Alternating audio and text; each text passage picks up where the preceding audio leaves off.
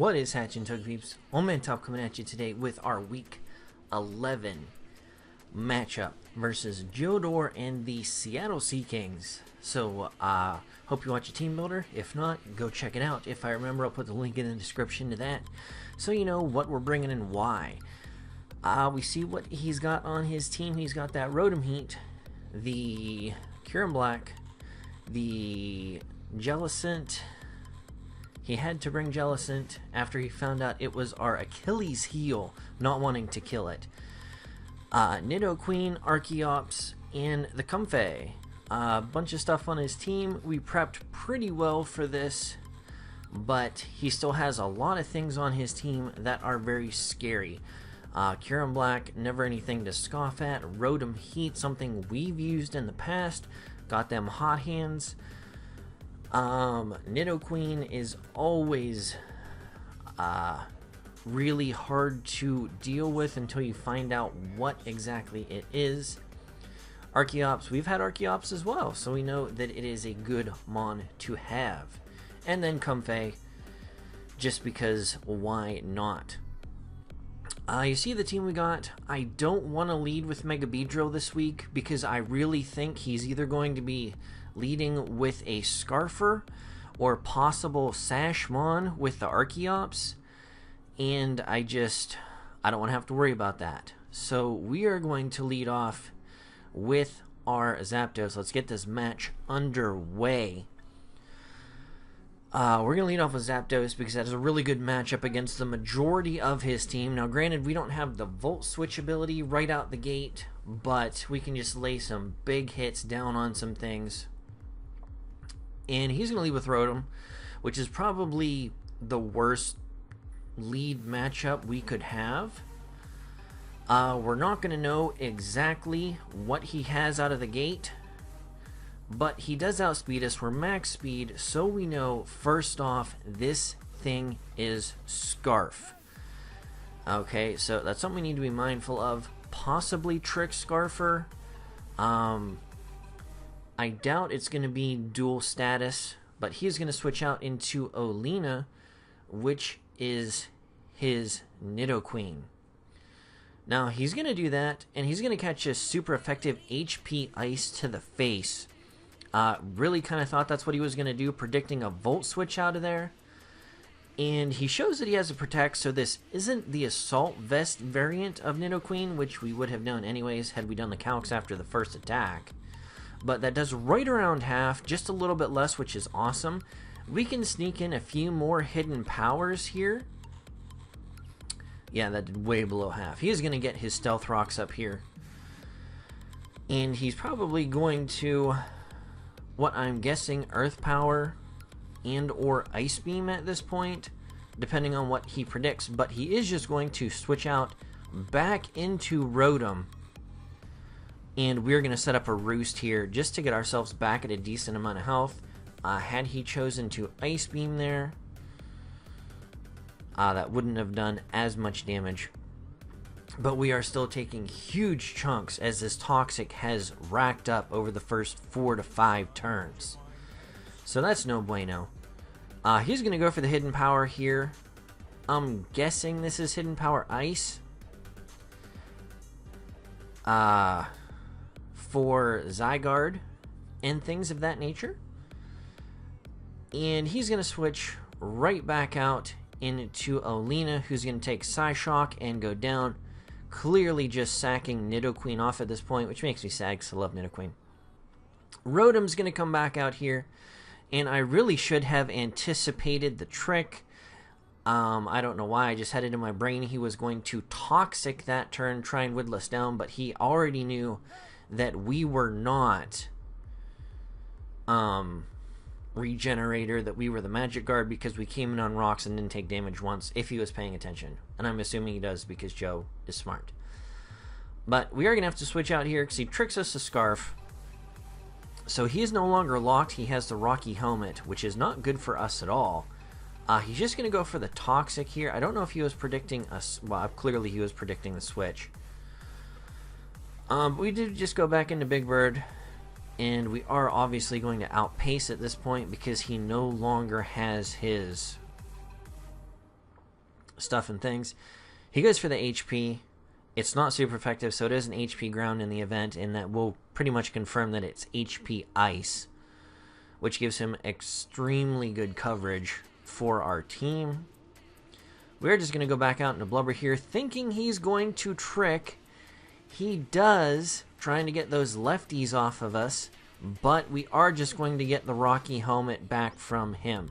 And that was all we wanted. We wanted to get that choice scarf off of Reuniclus, because even with the scarf, we weren't fast enough to outrun much of anything. It's going to go for the Toxic here. We're already poisoned, so that does nothing except for give us an extra little bit of Toxic damage. Now he's locked into Toxic, so we know for a fact he has to switch here. He's going to bring out Kieran Black, which was an interesting play at this point. Having to know that we'd outpace him. Coming in hard right here with Kieran. Unless he's scarfed, he is not going to get a hit off on us. Turns out he is scarfed. He's going to go for the Fusion Bolt. That is going to just punch Zapdos right in the face. And we're going to survive, because Zapdos is a lord. Zapdos is going to get that HP Ice off. Kieran Black, being the ever-present bulky thing that it is, takes very little damage. Neutral, but still.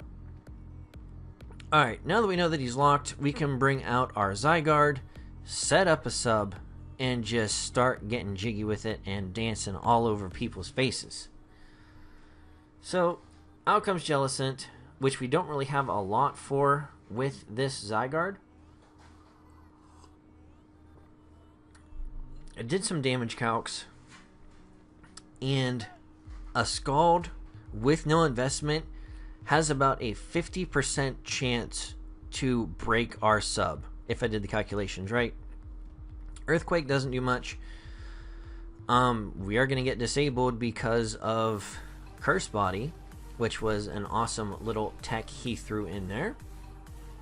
Gonna go for that Scald, gonna break our sub first turn.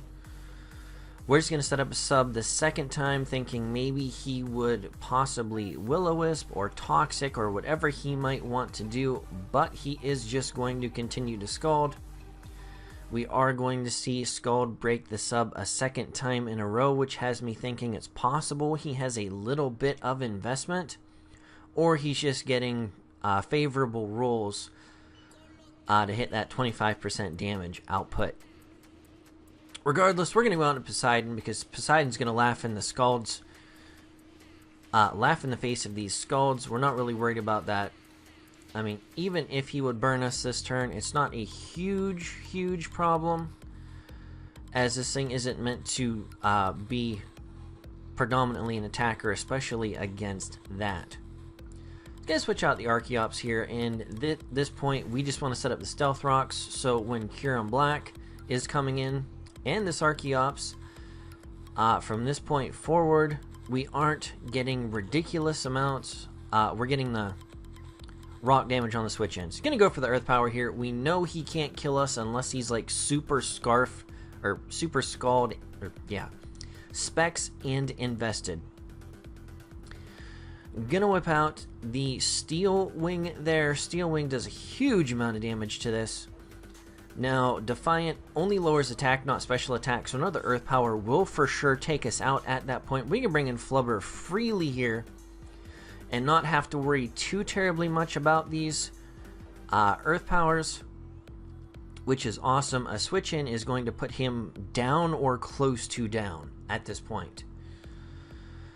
Now, we don't want to start setting up again because he has this thing called Rotom, which he can just switch in and trick us, which is not what we want.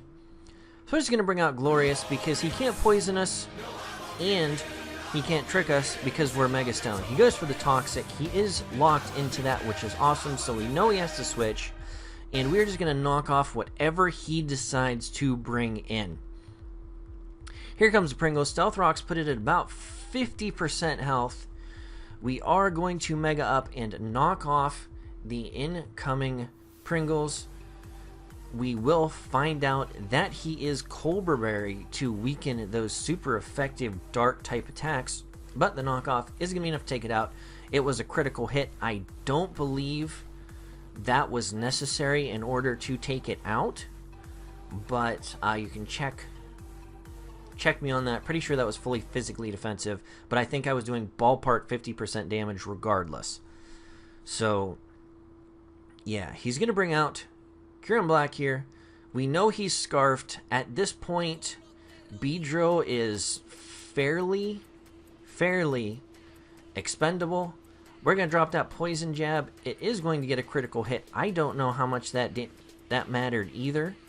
I didn't notice that in the actual gameplay. So my apologies for that if it did matter.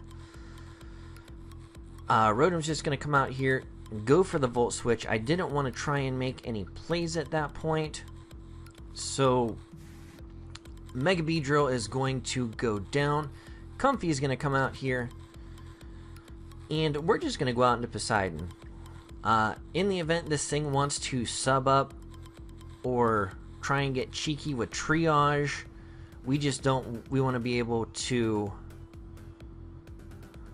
hit this thing with a Steel Wing, break its substitute, or whatever it wants to do. And we see he's Life Orb, which was a really weird thing. I think that was Life Orb damage, right? Or was that just recovery? I don't know. He's going to defog here. And as you can see, the very first Steel Wing wasn't quite enough to put him at 50% after rocks. But he's going to defog here, which is going to boost our attack and allow us to kill this Comfy with our Empoleon, which is awesome. Kudos to Bill, whose reputation was on the line with this set, for coming through in the pinch. So Archeops is coming back out. The rocks are gone, which is unfortunate. But at this point, we can just let Empoleon go down. No real need for him for the rest of the match. And at this point, we can just bring out Baron and start dropping the priority attacks. Going to go for the Bullet Punch. That's going to be more than enough to take this down at the range it's at. Critical hit again, but like I said, didn't 100%, 99.9999% sure that it didn't matter. Super effective stab and Life Orb. Just going to hit the extreme speed here to clean up the match.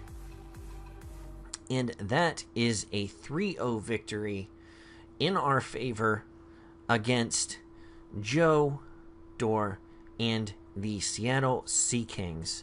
So GG Joe, go check him out. His link will be in the description.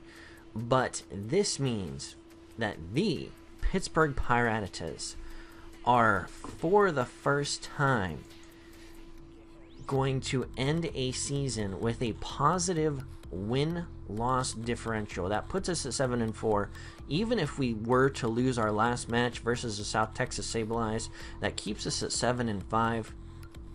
And it's impossible for us to end up with a negative differential in the regular season because we are now at plus 11, which is awesome.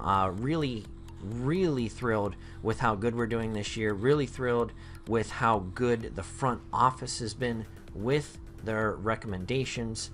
So with that in mind, we will be doing some celebratory raising of the Jolly Roger and having a miniature freakout session.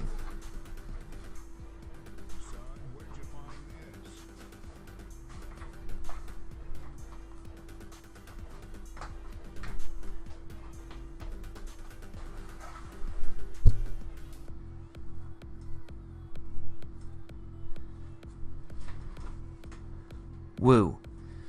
Alright, but again, really happy with how we've done this season of the NPA. Our first season in, we have a really strong run going towards making the playoffs at this point. I don't know if we have guaranteed yet, as there's a bunch of teams in the red and blue division right around our win-loss record.